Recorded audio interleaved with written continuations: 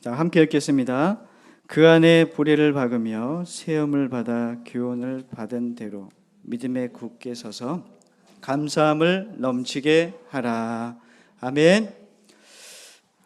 오늘 말씀 주제는 넘치는 감사라고 하는 주제로 함께 말씀을 나누겠습니다. 자, 우린 절기를 왜 지낼까요? 이러한 추수감사 절기, 부활절, 여러 절기들이 있는데 이 절기는 왜 지내는 걸까요? 절기를 지키는 이유는 기억하고 또 지켜야 하는 의미를 있기 때문에 절기를 지내는 겁니다. 우리가 기억하는 것은 매우 중요합니다.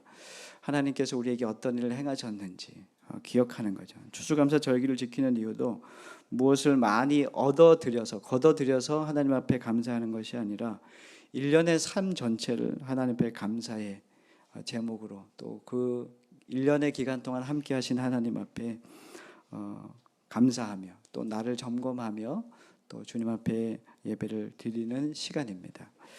인생에서 가장 어려운 것이 감사입니다. 모든 사람이 원하는 것이 감사이지만 모두가 감사하지 못하는 것도 우리들의 현실입니다. 세상의 감사는 환경과 조건에 묶여 있습니다. 원망하지 않으면 다행이다 이렇게 얘기하는 사람들도 있지만 성경은 우리에게 원망하지 않는 것이 다다 이게 아니라 다행이다가 아니라 감사의 삶을 그리고 넘치는 감사로 주님 앞에 나아가라. 주님께서 우리에게 말씀하고 계신 겁니다. 우리 데살로니가 전서 한번 말씀을 한번 찾아볼까요? 데살로니가 전서 5장 18절 말씀입니다. 데살로니가 전서 5장 18절. 골로새서 지나면 데살로니가 전서입니다. 5장 18절 말씀입니다. 자, 함께 읽겠습니다. 시작. 범사에 감사하라. 이것이 그리스도 예수 안에서 너희를 향하신 하나님의 뜻이니라. 아멘. 주님께서 우리에게 뭐라고 말씀하시냐면 범사에 감사하래요. 모든 것으로 감사하라는 거죠. 주님이 원하시는 삶은 원망을 하지 않는 삶이 아니라 범사에 모든 것에 감사하는 삶을 살라고 우리에게 말씀하고 계십니다. 조건과 여건에 대한 감사가 아니라 모든 것에 감사. 그러나 우리의 선택은 우리의 감사는 늘 선택적입니다. 내가 감사할 만한 것만 감사하고 모든 것으로 감사하지 못하는 것이죠. 자, 우리 디모데전서 한번 찾아볼까요? 그 다음 또 넘기면은 디모데전서예요. 디모데전서 4장 4절 말씀입니다. 자, 성경은 또 이렇게 감사를 이야기하고 있습니다. 디모데전서 4장 4절. 시작. 하나님께서 지으신 모든 것이 선함에 감사함으로 받으면 버릴 것이 없나니. 아멘. 주님께서 우리에게 이렇게 말씀하세요. 모든 것 하나님이 지은 것이다. 그러니 모든 것을 감사함으로 받으면 버릴 것이 없다. 이렇게 말씀합니다. 우리가 원하지 않는 상황도 우리에게 주어집니다. 말도 안 되는 사람들의 대우도 우리는 받게 됩니다. 그러나 이 모든 것을 감사함으로 받으라 얘기하는 거죠. 근데 감사할 수 있습니까? 없습니까? 이것이 참 어려운 겁니다. 이런 상황에 감사는 마음이 내키지 않습니다. 감사하라는 것이 불편한 마음이 듭니다. 그러나 우리가 기억해야 할 것이 있습니다. 하나님은 우리의 모든 인생을 합력하여 선을 이루시는 분이시라는 사실입니다. 지금 내 시각과 내 마음의 상태는 그렇지 않은데 하나님은 모든 것을 가지고 우리들의 인생에 아름다운 하나님의 선하신 계획들로 이루어 가시기를 기뻐하시고 계십니다. 나의 감정과 나의 상태를 뛰어넘어 감사함으로 받으면 모든 것이 감사의 내용이 된다는 것입니다. 주일학교 유젠 친구들 지금 시간이 감사합니까? 감사하지 않습니까? 네, 위로해 주십시오. 옆에서. 이 시간은 우리가 함께 모여서 예배, 하나님이 우리에게 허락한 예배의 시간, 너희들에게도 감사가 넘치기를 원합니다. 네. 자, 그리고 어쩌면 우리들의 감사는 이런 것 같아요. 인생의 결과를 뛰어넘는 신앙 고백이라고 할 수 있을 것 같아요. 사실은 감사는 우리의 신앙입니다. 우리의 믿음이라는 사실이죠. 하나님의 일하심을 믿는 거예요. 내 인생에 들어오셔서 파고 들어오셔서 내 인생에 함께 하시며 내 인생을 지금 이끌고 계시다라고 하는 것이 모든 것이 하나님이 선합니다. 나에게 주신 모든 것이. 그리고 주님 앞에 감사할 수 있게 되는 겁니다. 우리들의 인생은 주님께서 지금 빚고 계십니다. 믿으십니까? 그래서 우리들은 이 빚어짐의 아름다움 속에서 주님 앞에 감사함을 살아야 되겠습니다. 골로새서 2장 7절 말씀, 우리 본문 읽었는데 한 번 더 읽도록 하겠습니다. 그 안에 뿌리를 박으며 시험을 받아 교훈을 받은 대로 감사함을 넘치게 하라. 감사함을 넘치게 하라는데 범사에 감사가 없는 사람들도 분명히 있습니다. 어떻게 감사가 없는데 감사를 넘치게 주님 앞에 드릴 수 있을까? 말도 안 되는 요구에 사실은 하나님이 이해가 안 될 때가 많았습니다. 그런데 성경은 감사함을 넘치게 하는 근거를 이렇게 기록하고 있습니다. 7절 말씀에 그 안에 뿌리를 박으며 세움을 받아 교훈을 받은 대로, 이것이 우리들의 감사의 근거라는 거죠. 뭐가 중요하냐면 예수 안에 뿌리를 박는 겁니다. 예수가 우리가 심겨질 수 있는 유일한 단단한 터라는 거죠. 그분의 예수 그리스도 안에 우리가 뿌리를 박고 그분의 영양분, 교훈을 받고 자라난다면 우리는 감사가 넘치게 된다는 겁니다. 같은 성경 골로새서 3장 15절 17절에는 이렇게 기록되어 있습니다. 우리 함께 읽어볼까요? 골로새서 3장 15절 16절 17절 이렇게 한번 읽어보겠습니다. 시작. 그리스도의 평강이 너희 마음을 주장하게 하라. 너희는 평강을 위하여 한 몸으로 부르심을 받았나니 너희는 또한 감사하는 자가 되라. 그리스도의 말씀이 너희 속에 풍성히 거하여 모든 지혜로 피차 가르치며 권면하고 시와 찬송과 신령한 노래를 부르며 감사하는 마음으로 하나님을 찬양하고 또 무엇을 하든지 말에나 일에나 다 주 예수의 이름으로 하고 그를 힘입어 하나님 아버지께 감사하라. 아멘. 이 15절, 16절, 17절에 계속해서 뭐라고 얘기하냐면 감사하는 자가 되라. 감사하는 마음으로 하나님을 찬양해라. 그리고 하나님 아버지께 감사하라. 계속 이러거든요. 어떻게 이럴 수 있냔 말입니다. 똑같이 골로새서 3장에서도 2절에서 똑같이 그리스도의 평강이 그리스도의 안에서, 그리고 그리스도의 말씀이, 주님의 말씀이 우리 안에서, 그리고 다 주 예수의 이름으로. 그러니까 주님 안에서 우리가 감사할 수 있다는 것을 계속 말씀해 주고 있는 겁니다. 여러분들은 이런 일을 경험해 본 적이 있을 겁니다. 보통 이런 일은 불평과 원망이 나에게 일어날 만한데, 근데 이날은 기본적으로 이것이 나에게 원망과 불평으로 나타나야 되는데 그게 아니라 감사와 신앙의 고백으로 주님 앞에 이 감사로 드려지고 있는 것을 보게 될 때가 혹시 있었습니까? 저에게 그런 일들이 있었어요. 결혼 초기에 아내와 함께 캠프를 참여했습니다. 바이블 캠프 같은 복음 캠프에 참여해서 함께 2박 3일 동안에 아주 진득하게 말씀을 듣고 은혜를 많이 받았습니다. 정말 평생 잊지 못할 자리였죠. 은혜가 넘치고 이제 퇴소할 날이 되었습니다. 모든 짐 정리를 하고 다 나왔죠. 여름이었던 것 같아요. 그때 나왔는데 차가 세워놨던 앞에 마당에 세워놨던 차가 방전이 된 겁니다. 보통 이쯤 되면은 원망을 하거나 짜증을 내거나 집에 빨리 가야 되니까요. 근데 이게 막 시골이다 보니까 아주 산속 깊은 데 있다 보니까 차가 레카가 오는 거 방전을 이거를 해주러 수습하러 오는 그 차도 정비 차량도 시간이 오래 걸리는 겁니다. 근데 저희가 은혜를 많이 받았지 않았습니까? 이게 속상했겠습니까? 아니면 기뻤겠습니까? 아니요. 너무 기뻤어요. 여러분들은 경험 못했지만 제가 경험했어요.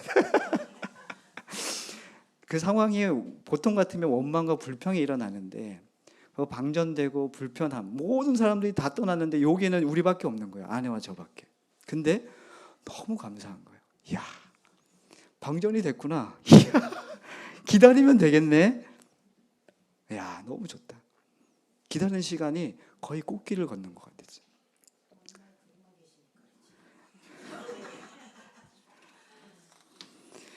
왜곡된 시선과 온전하지 못한 마음은 우리 은혜를 가로막습니다. 중요한 거는 감사하지 못하는 것이 상황이 아니라는 거였어요. 그때 깨닫게 된 거죠. 지금 집사님 말씀하셨듯이 마음의 상태가 우리의 감사의 척도가 된다는 거예요. 마음의 상태요. 세상에 뿌리를 받고 세상 교훈을 받는다면 하나님 앞에 감사할 일은 없습니다. 보통 우리의 감사는 내가 원하는 일들이 이루어질 때 감사를 합니다. 엄밀히 말하면 하나님의 감사는 아니죠. 세상 사람들도 다 이런 감사는 하니까요. 하나님의 감사는 실제로 세상이 알 수도 발견할 수도 없는 것들이 대부분이랍니다. 야, 너 왜 감사하고 왜 기뻐하니? 이렇게 얘기할 수밖에 없다는 거예요. 우리는 세상에 익숙하다 보니까 하나님의 감사를 느끼지 못하고 살 때가 많다는 거죠. 자, 우리 한 주간 새벽기도 우리 한 주간 했잖아요. 첫 특별 새벽기도를 하면서 여러분들의 민낯도 보고 여러분들의 조는 모습도 보고 뭐 정신을 못 차리는 모습도 자주 봤습니다. 그러나 이 룻기를 통해서 은혜를 많이 받았습니다. 룻기는 사사 시대를 배경으로 했잖아요. 왕이 없던 그때에 각기 소견에 오른 대로 행했던 그때 이스라엘 백성 안에 얼마나 어두움이 가득했는지 길이 보이지 않았는지 알 수 있는 대목입니다. 하나님이 이스라엘의 왕이심에도 불구하고 이스라엘 사람들은 하나님을 왕으로 섬기지 않았습니다.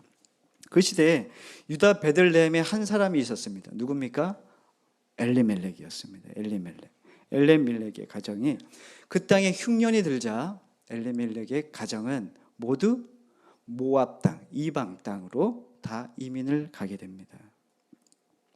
자, 이방 땅으로 떠났다라는 의미는 완전히 이스라엘 땅, 베들레헴을 버렸다는 의미이기도 합니다. 흉년이 들어서 이주를 했다는 것은 이민을 갔다는 것은 먹고 살기 위함입니다. 먹고 살기 위해서 그 모압 땅으로 간 거죠.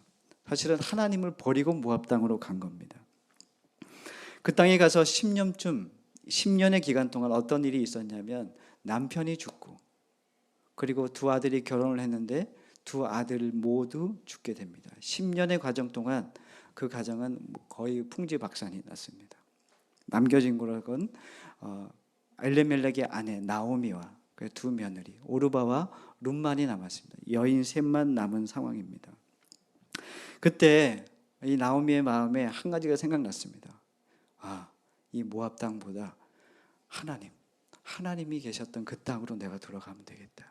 이런 마음이 들었죠. 그래서 나오미는 결정을 합니다. 내가 나의 하나님의 땅으로 내가 가겠다. 결정을 하고 며느리에게 이야기를 하죠. 그리고 오르바는 떠나고 룻과 함께 베들레헴으로 가게 됩니다. 자, 중요한 건 뭐냐면 이제 그 이민을 갔던 이 나오미 가정이 남편은 다 죽었어요. 남편도 죽고 아들도 죽고 이제 여인 둘만 이제 그 베들레헴으로 들어오는데 사람들이 아는 거예요. 나오미의 얼굴을 아는 거예요. 야, 저 나오미 아니냐? 이렇게 막 사람들이 웅성웅성 되기 시작하죠. 그때 나오미가 이렇게 얘기합니다. 여러분, 나를 나오미라고 부르지 마십시오. 나오미란 이름의 뜻은 기쁨이란 뜻입니다. 희락, 나에게 그렇게 이름 부르지 마십시오. 나의 이름은 마라입니다. 이렇게 얘기합니다. 마라가 뜻이 뭡니까? 괴롭다, 쓰다라고 하는 뜻입니다. 자신의 인생이 고단하고 쓰고 괴로웠다는 말입니다. 인간의 인생은 쓰고 고통스럽고 어렵고 정말 맛보기도 싫은 내용들이 우리 안에 많다는 것을 보여주는 대목이기도 합니다. 자, 출애굽기에 가면은 이스라엘 백성들을 하나님께서 그 모세를 통해서 이끌어내십니다. 모세를 통해서 10가지 재앙, 얘들아 너희들 10가지 재앙 알지? 네, 10가지 재앙을 가지고 땅에 들어가서 모든 이스라엘 백성들을 430년의 노예 생활을 끝내고 그들을 이끌어냅니다. 그리고 어디를 지나냐면 홍해를 지나게 됩니다. 자, 모세가 홍해를 딱 치니까 어떻게 됐어요, 얘들아? 갈라졌어요. 갈라지고 그 마른 땅으로 하나님께서 이스라엘 백성들을 모두 그 지역을 지나가게 하셨죠. 그리고 그 홍해는 다시 갈라진 물은 다시 덮였어요. 모두 애굽의 모든 군대들은 참수당하고 말았습니다. 자, 이스라엘 백성들을 하나님께서 430년의 노예 생활을 끝마치고 구원해 내셔서 이제는 하나님이 약속한 땅으로 가는데 처음 만난 곳이 어디입니까? 광야였습니다. 광야. 출애굽기 15장, 16장, 17장에서 계속 나오는 내용들이 이스라엘이 만난 그 광야 앞에서 이스라엘의 원망과 불평들이 터져 나오기 시작합니다. 이제 하나님이 인도하셨으면 우리는 어떤 생각을 하냐면 하나님이 약속한 땅으로 가니까 이제 이 홍해만 건너면 이제 푸른 초원이 그리고 먹을 것들이 많은 그리고 부족함이 없는 그런 삶을 우리에게 주실 거라고 생각한 거죠. 그런데 없는 것 투성이라는 거예요. 처음 만났던 것이 어디입니까? 광야길을 딱 들어섰는데 3일 동안 걸었습니다. 마실 물이 없는 거예요. 마실 물이 없습니다. 그러다가 마라라고 하는 지역에 도착합니다. 물을 딱 맛을 봤어요. 야, 이거 물이구나. 무슨 물을 딱 맛을 봤는데 이건 쓴 물이에요. 아까 마라가 무슨 뜻이라고 했습니까? 쓰다. 쓴 겁니다. 어떻게 하겠습니까? 이스라엘 백성들은 다시 모세를 향하여 원망하기 시작합니다. 그래서 하나님이 야, 저기 있는 나뭇가지 하나 들어가지고 거기다 던졌더니 어떻게 됐어요? 물이 달아요. 단물이 됐어요. 사이다는 아니고 여튼 단물이에요. 달달한 물이 된 거예요. 쓴물이 아니라 단물이 된 거예요. 이스라엘 백성들이 이해가 안 되는 거예요. 하나님, 3일 동안 걸어서 왔는데 그냥 먹게 하실 거면 그냥 차갑고 아주 신선한 물을 그냥 먹게 하시지 왜 쓴물을 먼저 주냔 말입니다.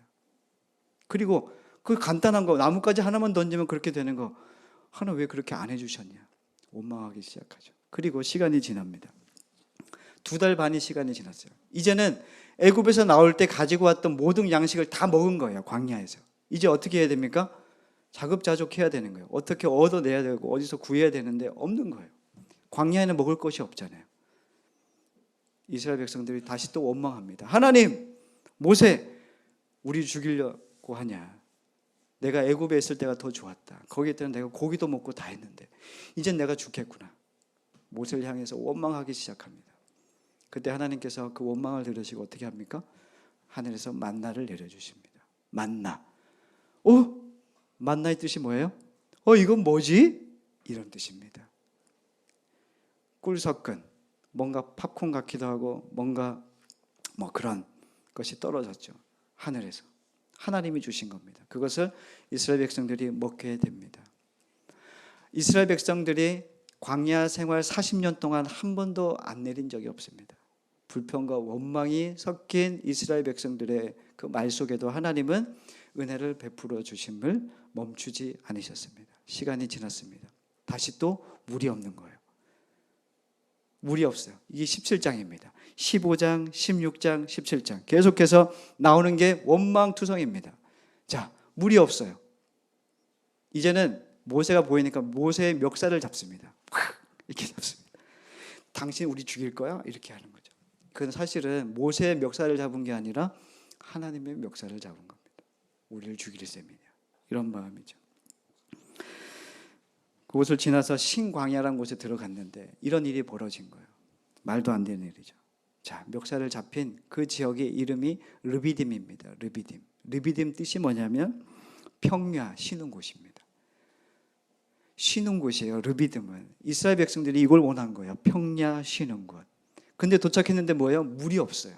쉴 수 있습니까? 없습니까? 쉴 수 없는 곳이. 그러자 멱살을 잡은 겁니다. 자,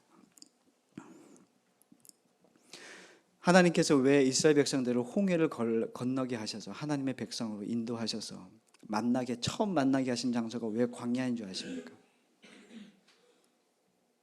하나님께서는 이스라엘 백성들을 무엇을 깨닫길 원하셨냐면 이 땅에는 너희들이 먹을 물도 너희들이 먹을 양식도 너희들이 쉴 만한 곳도 없다. 이것을 가르쳐 주고 싶었던 겁니다.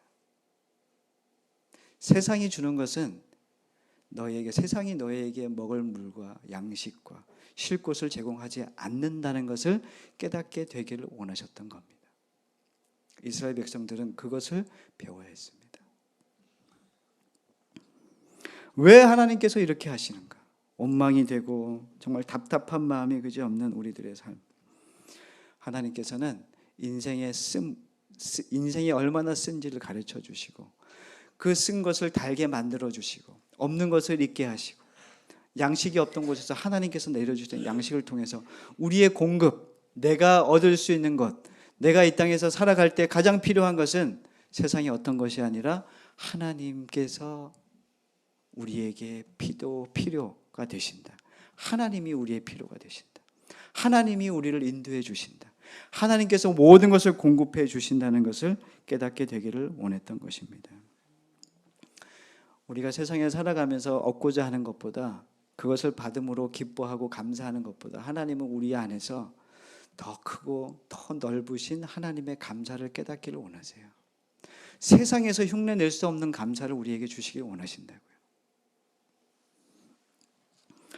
사도 바울이 가장 사랑했던 교회가 어떤 교회였는가? 많은 학자들은 고린도 교회라고 얘기하거든요. 고린도 교회.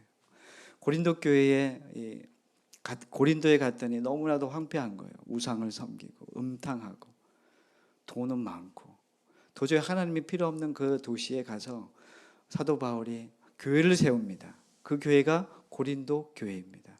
1년 반 동안 그곳에서 사역을 합니다.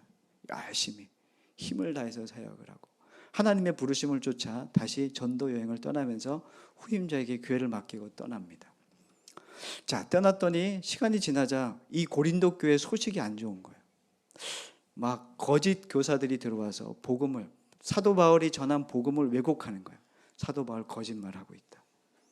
사도 바울이 전했던 복음을 모두 뒤집어 버리는 일들이 벌어지자 그때 사도 바울이 있었던 곳은 에베소였는데 에베소에서 편지를 씁니다. 편지를 써서 그곳에 고린도 교인들에게 보내게 되는데 그 편지를 가지고 가는 사람이 디도였습니다. 그래서 그 편지를 전했어요. 그게 고린도 전서입니다. 그걸 읽고 난 다음에 사도 바울이 사실은 요즘에는 컴퓨터로 막 이렇게 회신을 주고받지만 그때는 이렇게 할 수가 없잖아요. 그걸 전해준 디도에게 그 얘기를 듣고 싶었던 겁니다. 그래서 디도와 약속을 하죠. 자, 어디쯤에서 만나자. 그런데 만나기로 한 장소. 그때 사도 바울이 전도 여행의 3차 전도 여행 중이었는데 어느 곳에서 만나기로 했는데 만나지 못한 거예요. 속상한 거예요. 그리고 계속적으로 사도 바울에 대한 나쁜 소식은 계속 들려지는 것 같았던 겁니다. 그때 사도 바울이 이런 고백을 합니다. 자, 제가 한번 읽어줄게요. 읽어드리겠습니다. 고린도 전서 2장 12절로 14절 말씀입니다. 제가 읽어드리겠습니다. 고린도 후서군요. 죄송합니다. 고린도 후서 2장 12절로 14절. 내가 그리스도의 복음을 위하여 드로아에 이름에 주 안에서 문이 내게 열렸으되 내가 내 형제 디도를 만나지 못함으로 내 심령이 편하지 못하여 그들을 작별하고 마게도냐로 갔노라. 항상 우리를 그리스도 안에서 이기게 하시고 우리로 말미암아 각 처에서 그리스도를 아는 냄새를 나타내시는 하나님께 감사하노라. 지금 사도 바울의 마음이 어떤 상태냐면 되게 불안하고 되게 힘들고 되게 속상한 마음이에요.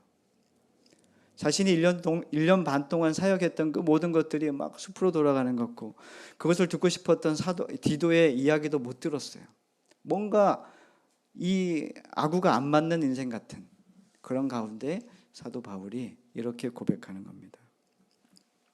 내가 그리스도 하나님께 감사하노라. 14절에 하나님께 감사하고 있는 내용이 보여집니다. 이 사도 바울의 마음이 속상한데 어떻게 이 감사하다는 고백이 나올까? 사실은 이 근거가 사실 사람에게는 없는 거거든요. 근데 사도 바울이 이 고백을 합니다. 그런데 이 2장 14절에 보면은 근거를 두 가지를 들 수 있는데 고린도후서 2장 14절에 이렇게 기록합니다. 항상 우리를 그리스도 안에서 이기게 하시고 이것이 바로 첫 번째 근거입니다. 사도 바울이 이 상황을 감사할 수 있었던 것은 그리스도 안에서 내가 이기게 하셨다. 나를 항상 우리를 그리스도 안에서 이기게 하시고, 이 말씀이 사도 바울에게는 첫 번째 근거가 된 겁니다. 이게 뭐냐면 사실은 우리는 실패하고 원망하고 사실 우리 안에 이루어지는 모든 것들이 사실은 사단과의 싸움에서 우리는 이긴 적이 한 번도 없어요. 모두 원망과 불평과 또 하나님을 원망하는 그런 일들이 수두룩했단 말입니다. 이스라엘 역사를 보면. 그런데 하나님께서 이 사도 바울이 그리스도 안에서 이기게 하시고라는 것은 우리가 이기지 못하는 그것을 하나님께서, 하나님의 아들 예수 그리스도께서 십자가에서 모두 이기셨다는 거예요. 사단의 머리를 밟고 예수 그리스도가 승리하시고 우리를 하나님의 승리로 데리고 가셔서 그 승리에 참여하게 해주셨다는 겁니다. 아멘이세요? 지금 사도 바울은 되게 속상한 마음이 가득해요. 상황이. 그런데 내가 지금 상황이 이런데 나에게 승리를 주시는 하나님 안에 있는 나는 이 역사, 지금 이 과정이 나에게는 흡족치 않고 이해되지 않지만 그 역사, 하나님의 역사 안에서의 마지막은 내가 안다. 누가 이긴다는 겁니까? 예수 그리스도가 이긴다. 그 일에 이미 승리하셨고 우리에게도 승리를 주실 것을 나는 안다. 그래서 사도 바울은 뭐 할 수 있다고요? 감사할 수 있다는 겁니다. 두 번째는 그리스도를 아는 냄새를 나타내시는 하나님입니다. 당시 전쟁에서 승리하면은 돌아오는 병사를 위해서 향을 피웠대요. 향을 피웠대요. 그리스도 예수께서 이기게 하셔서 우리를 향기롭게 드러내시겠다라는 그런 의미입니다. 살아가던 모든 순간이 생명의 향기 나는 인생이 되게 하시겠다. 우리의 상황과 조건을 뛰어넘어 하나님이 우리에게 승리를 주셔서 승리의 걸음을 걷고 있는 우리들의 삶을 세상 가운데 드러내시겠다고 하시는 말씀입니다. 그리스도 안에서 그분의 승리로 우리를 통해 예수의 생명이 흘러가게 하실 것입니다. 그래서 우리는 범사에 감사할 수 있습니다. 감사하십시오. 이렇게 얘기하면은 너무 억지스러웠습니다. 제가 말씀을 이렇게 보면서 야, 이게 동의가 될까? 이렇게 생각했어요. 이런 제가 말씀을 풀어서 이렇게 얘기하니까 이해되는 척, 믿는 척 할 수 없잖아요. 여러분들의 눈동자는 많이 흔들립니다. 저 목사는 왜 저런 설교를 하고 있나? 난 동의를 할 수 없다. 말씀을 준비하는 저에게도 동의를 했습니다. 일주일 동안 여러분들과 함께 새벽 예배를 하고 여러분들의 소식을 조금씩 듣잖아요. 꼭 이렇게 은혜를 받을 만한 기회를 얻기만 하면은 우리에게 일어나는 일들은 마음을 뒤집어 놓는 일들이 많이 있어요. 육체를 힘들게 하는 일도 있다고요. 그리고 계속 우리가 하나님을 바라보지 못하게 하는 일들이 계속 일어난단 말입니다. 저에게는 없었을까요? 있었죠. 왜 사단은 이 기회를 놓치지 않을까? 이런 생각을 하게 됩니다. 여러분들 그렇지 않습니까? 우리가 살아가다 보면은 이런 상황이 우리 안에 일어나요. 근데 하나님께서 감사하래요. 동의가 안 되는 거예요. 여러분들은 우리는 교회 이제 함께 교회를 시작하면서 이제 첫 추수감사를 맞이했어요. 막 꽃도 하고 싶고 막 여기 막 한가득 차려서 막 주님 앞에 영광을 돌리고 싶은 마음도 있잖아요. 근데 목사가 하지 말래. 꽃 하는 것도 겨우 했어. 하실 거면 여기로 가득 채우시던지 아니면 하지 마세요. 근데 우리에게는 이런 것조차도 우리 안에 감사가 안 될 때가 있다고요. 우리는 교회에 왔으면 제가 담임 목사가 됐으면 이 안에서 뭔가 붕이 일어나야 될 것 같은데 아무 일도 벌어지고 않고 있어요. 답답합니까? 안 답답합니까? 감사함이 막 고백되어지고 막 지금 오늘 제목처럼 감사를 넘치게 하라고 그러는데 무슨 감사가 넘칩니까? 오늘 하루도 감사하지 못하는 저희 현실인데. 역시 우리 사골사님은 믿음의 증인이십니다. 직장 문제도 그렇고 건강 문제도 그렇고 한 집사님은 헌금을 드리시면서 이 장문의 그 기도문을 이렇게 올리시면서 왜 새벽 기도를 안 하냐고 원망에 좀 마음이 들었는지 근데 막상 해보니까 그게 힘들단 말이죠. 우리들이 얼마나 연약한지 아시겠죠? 감사를 못해요 우리는. 그러던 중에 저에게 깨닫게 하신 것이 하나 있습니다. 나는 주님 앞에 감사할 수 없는 존재구나. 이걸 깨달았습니다. 내가 감사할 수 있다고 생각하는 것 자체가 교만이구나. 내가 얼마나 감사를 못하는 존재인구나. 이거를 깨닫게 된 겁니다. 야, 나는 가망이 없는 존재구나. 나는 하나님을 영화롭게 할 수 있는 존재가 아니구나. 세상 가운데 살아가면서 내가 느끼는 것은 감사하지 못하고 사람들에게 예수 그리스도의 얼굴에 목칠하는 인생 같은 그런 삶을 살고 있구나. 내가 그걸 깨닫게 된 겁니다. 나는 나를 괜찮은 신앙이라고 생각했잖아요. 그런데 나는 괜찮은 신앙인도 아니고 이 감사의 삶을 하루도 제대로 살지 못하는 것이 나구나. 근데 이것이 깨달아지는 것이 감사였습니다. 여러분들에게 감사는 뭡니까? 아직도 여러분들이 일어나는 수많은 얻어지고 이익이 되는 것들이 여러분들에게 들어와서 감사합니까? 아니면 내가 감사하지 못하는 나, 이 존재를 깨닫게 하신 것에 대한 감사가 있습니까? 우리는 하나님 앞에 아무것도 아닙니다. 여러분들이 기도하는 것도 늘 하나님 앞에 죄송합니다가 더 많잖아요. 이런 우리입니다. 근데 우리가 정말 감사할 수 있는 것은 주께서 나를 감사할 수 없는 존재라는 것을 깨닫게 해주신 것에 대한 감사가 있기를 원합니다. 또 주님이 붙잡을 수밖에 없는 존재라는 것을 깨달을 수밖에 없는 것에 감사하시기를 바랍니다. 원망과 불평이 많은 나를 주님께 계속 연결시켜 주셔서 감사합니다. 이것이 우리는 교회가 첫 시작하는 우리들의 감사가 되기를 간절히 소망합니다. 여러분들이 이 예배를 마치고 이제 나가게 될 거예요. 세상 가운데 나아가면은 사실은 감사할 조건들이 많이 없을 수도 있습니다. 우리 안정환 집사님 다음 주는 병원에 입원하세요. 기도해 주세요. 무술 위에 제거할 것이 있습니다. 기도해 주십시오. 사실은 이런 부분들은 사실은 괜찮다고 하는데 괜찮지 않잖아요. 그렇죠? 늘 불안한 마음이 있단 말이에요. 우리들의 삶이 그렇단 말이에요. 감사할 만한 조건들이 우리의 삶에 펼쳐질 게 아니라는 말입니다.